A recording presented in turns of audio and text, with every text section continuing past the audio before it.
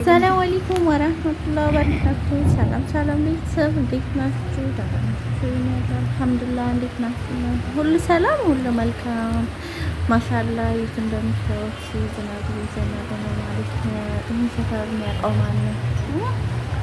ወይኔ እንዴት ደስ ይላል። ማሻአላ። ማን ይህን ሰፈር የሚያውቀው? እስኪ ይህን ሰፈር የሚያውቅ ሰው ማለት ነው ኮሜንት ላይ ያስቀምጥልኝ። እናንተ የምትወዱት በጣም ደስ